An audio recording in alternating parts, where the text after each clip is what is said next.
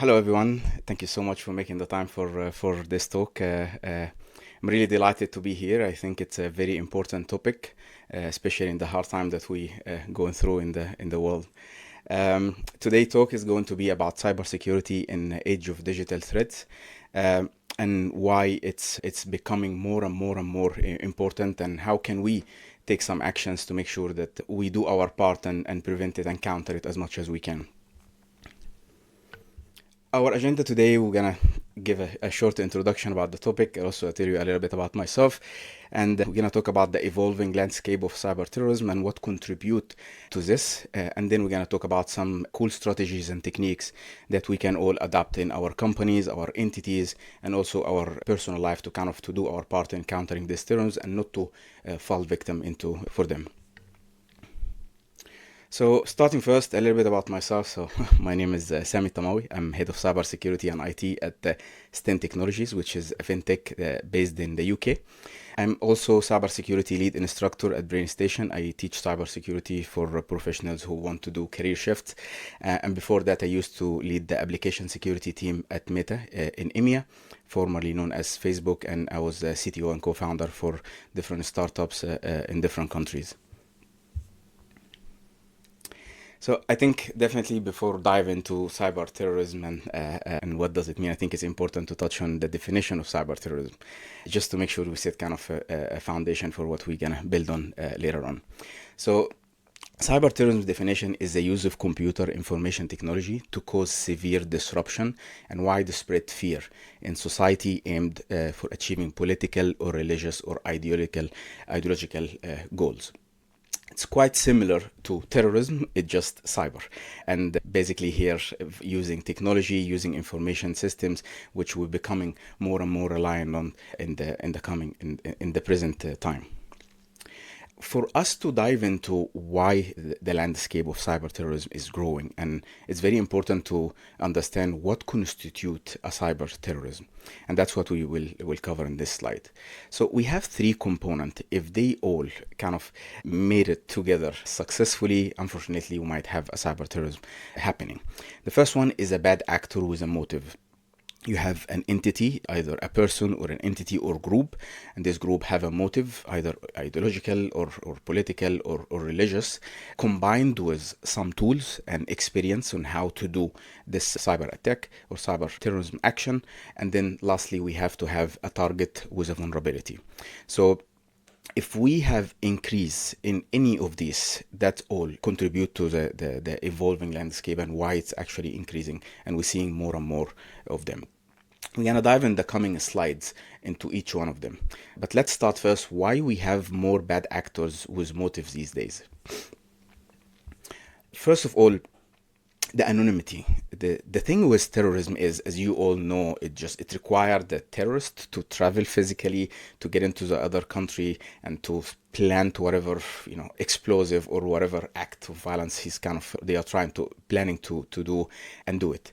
And the thing here and the challenge that we are facing with cyber terrorism is becoming very, very hard for us to attribute who is responsible for what, because the internet right now, with the new tools and the techniques that exist in the market, makes it very difficult for us to attribute the action. So it gives a lot of anonymity, hence it encourages a lot more people to do it and contribute into it. Second is the proximity. As I mentioned back in the day, the terrorist has to travel physically from one place to another to do it, and that comes with its own set of challenges. But right now, a person in one continent can perform a cyber terrorism act in another country completely, like thousands of miles away. You have the geopolitical tension as well, which is increasing. Every day we hear about some tension between two different countries or different groups, or even certain groups within the same countries.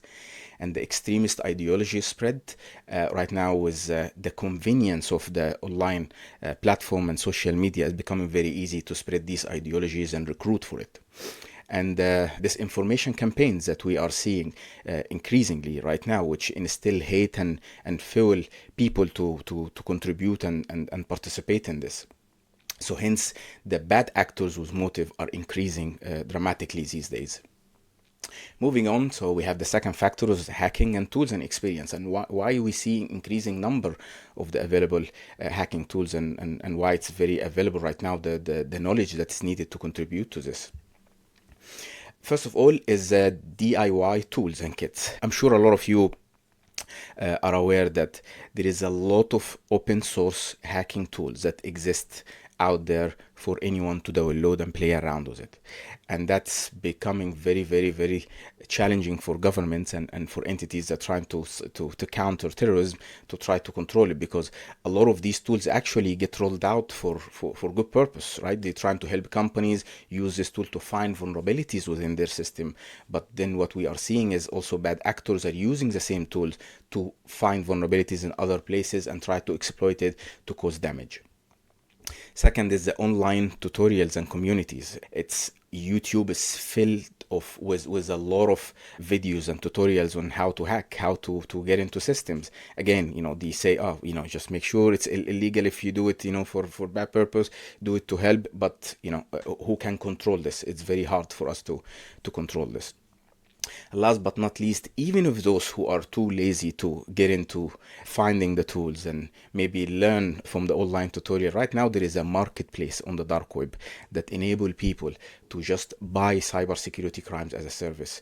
You'd be surprised that it takes only $200 to perform a DDoS attack of 50,000 requests per second for 24 hours. So if you want to take any website down, all what it takes, maybe a couple of $100, and then you have thousands of computers that have been hacked in different places in the countries, in all over the world, attacking one place. So it's becoming very, very accessible, unfortunately. So hence we're seeing a lot also tools and experience right now becoming available and contributing to the evolving landscape of cyber terrorism. Last, here we have vulnerable targets. So we seeing a lot of movement from all the countries that trying to join the convenience and the ease of governmental interactions with their citizen, and trying all of them to move a lot of their services, a lot of their data online. And almost right now 85% of the government all over the world have at least one service that is accessible online, and if you are online, that's it. You are a potential victim. And we're seeing now all the banks are becoming e-banks. Everything have an app. Everything are online, and basically all of them becoming targets. The other thing is the Internet of Things. Right now, like government, traffic lights, a lot of power stations, they all use Internet of Things, which basically a programmable device or mini computers that have limited functionality, but you can use it for different purpose. And they are known in the cyber world for very, very poor security hygiene. Not when they are developed, but when the way they are maintained. The very rare when you find a team that is going to update the software or framework for the CCTV cameras. Sometimes like it takes years. So and relying a lot on these Internet of Things devices makes us very vulnerable and makes it very easy for cyber terrorism to happen. Last, we have the rising internet users. Right now, it's 89% of the whole world population are on the internet. And of course, not everybody is aware of the cyber risks. Not everybody have good cyber knowledge to be able to to protect themselves and not to fall into victim, or at least not to get their computer be used in a separate crime or in a crime participating in cyber terrorism, which we're seeing a lot these days with what we call bots or botnets. But it's not only about being a target, it's now also about the vulnerabilities are increasing. We're seeing a lot of outdated systems. Updating a system and updating your operating system or your Chrome browser or your Safari browser is the easiest and fastest way to try to minimize a cyber risk. And yet it's very difficult for companies to ensure that all their employees have this up to date. And especially also we're seeing this more unfortunately in the government systems, where it's the mindset of the IT of how can we get things to work instead of how can we get it to work securely. So, and that contributing a lot of the vulnerabilities. We have also a inadequate cybersecurity posture. So people now tend, in when they develop their software systems, they focus on the functional requirement, which basically what this software should be doing, instead of the cybersecurity requirement of how can I prevent anything apart from the requirement that I plan to have in this software to happen. If I want to allow one user to access here, how can I make sure nobody else can access their account? And this is usually, we see it as an afterthought. So they wait until something happen and then, oh, let's react right now, and it becoming, of course, very difficult because it contributes a lot to this. And last but not least is a human error. And I'm saying not least because it's more than half of the cyber attacks that get reported have a human element contributing to it. Either a phishing email somebody clicked on, or maybe entered their details, or maybe downloaded a malicious file that ended up, like running some activities on the background that should not be running. So this is also one of the biggest challenge, and this is what's contributing to the landscape of cyberterrorism to get evolved. Just to share a little bit of some statistics that I found interesting and relevant to the topic here, we have since 2020 to 2023, there are staggering 60% increase in the cybersecurity attacks that has been reported widely. And keep in mind, these are the only ones that has been reported. We know for a fact there is tons of attacks that happen and people don't even know about them, or they know but they choose not to report them to avoid any public backlash or maybe impact to their reputation or brand. Also, 60% of critical infrastructure sectors reported to at least had one cyber incident in 2021-2022. And this is crazy number. You have critical infrastructure, at least they already got hacked. So it's happening already. We're not anticipating something to happen in the future. No, it is happening, and we need to to take it very seriously and take serious action to prevent it or to counter it. Last but not least, also, we have the ransomware attack increased by 13% last year from 2021 to 2022, demanding on average of 5 million. And this is because of the ease of performing ransomware attacks right now these days. As I mentioned, there are tools that you can just take out of the box, install, configure, let it run, and then it catch victims for you, and then now you open the conversation and you get the money in Bitcoin, and good luck finding them. So it's becoming very, very accessible to hackers and for people with malicious intent. Let's take a real life example just to demonstrate, because I see a lot of people when I talk about this topic, they think of, okay, you know what, my credential will be leaked, my credit card number will be leaked, that's it. No, it's not that's it. It started to materialize into attacks that have physical damage. In 2015, and also another incident happened in 2022, cyber attack hit a Ukrainian power grid, and that impacted almost 250,000 of its citizens for 6 hours. So they hit the power grid, they managed to switch it off and get it off service for 6 hours. And you can imagine how this can be very disruptive to the day-to-day operation for everyone. And you can imagine also that some citizens can actually have their life getting threatened, because we know that there are some people maybe might be on ventilation system at home and they might not have a power supply in case the power cuts or something else happen. So we are endangering here people's life, and it put them in a lot of risk. So the impact is significant, and there is tons of other examples as well that materialized, unfortunately, in loss of life and loss of injuries as well. So the threat is real. The next question here, I want us to think of, okay, what does this have to do with me as a person? Maybe as a person who work in a private company, maybe it's not an attack, it's not involved in any politics. I'm just normal, ordinary human being. I don't get involved in anything.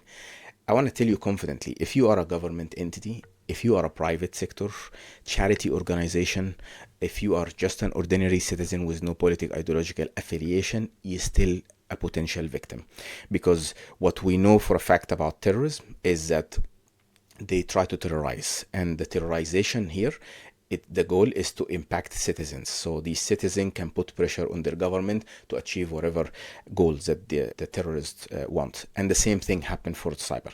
So they don't mind at all impacting normal citizen that has nothing to do with any affiliation or any political act. So we are all potential citizens. I think it's very important for us to be aware of this and keep that in mind.